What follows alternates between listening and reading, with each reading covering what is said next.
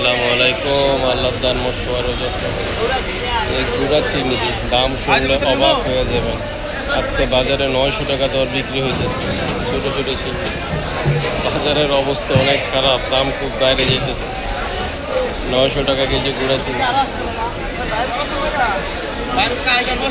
সাধারণ মানুষের ক্রয় ক্ষমতার বাহিরে চলে যেতেছে। 900 টাকা কেজি আল্লাহ দান মশওয়ারে বিক্রি হইতেছে। দেশীয় গুড়া, দেশি চিনি, যে কারণে রেট খুব বেশি।